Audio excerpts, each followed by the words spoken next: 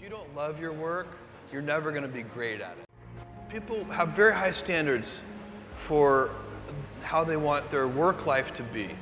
And I said, look, if you can get your work life to be where you enjoy half of it, that is amazing. Because very few people ever achieve that. Because the truth is, everything comes with overhead. That's reality.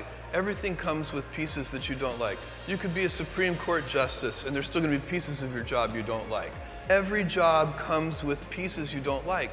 And we need to say, that's part of it. You have to figure out how to set up your life in such a way that you can minimize the things. And I find people don't dislike hard work.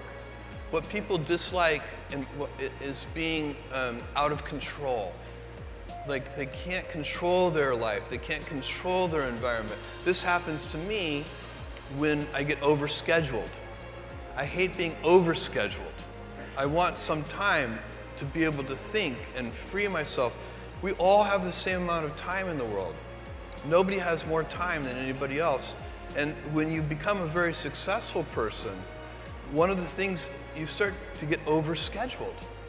So a young person starting their career, I think there are probably a lot of things. Some of them are very well known and people have heard them many times, they're still true. One of those is you should always focus on, a young person should find something that they're passionate about to do.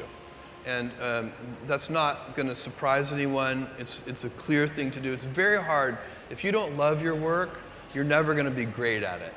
The other thing I would suggest to any young person, even before they start their career, is to really think about their choices.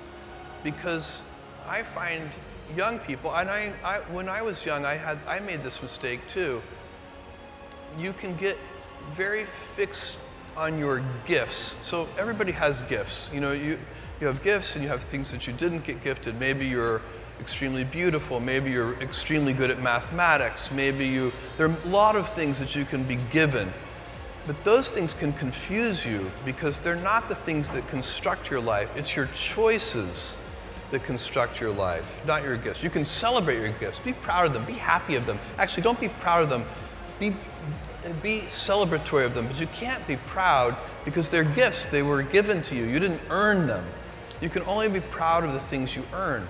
And so, as I got older, I started to realize I wasn't proud of my gifts. I was always good at school. School was always easy for me, and I was always proud that I was a great student. I got A's in all my classes. I was good at math, all of that. And I thought that's who I was, but it's not true. Those are the things that are gifts. What was hard for me is deciding to work hard, deciding to use my gifts in certain ways, to challenge myself, to do things that I didn't think I could do, to put myself in uncomfortable situations. We all I would say to a young person, you can choose a life of ease and comfort, or you can choose a life of service and adventure. Which one of those, when you're 90 years old, are you going to be more proud of? My advice would be the same for any kind of entrepreneur, and that is make sure that you are focused on something you're passionate about.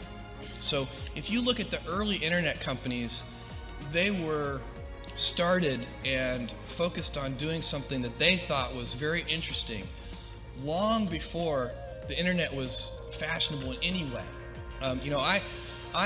We are currently an underdog once again. We've been in business for 6 years, and there was exactly 1 year where we were not the underdog, and that was 1999.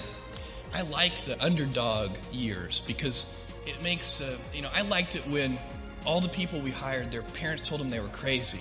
Like that was kind of the good era. Fortunately, it's back.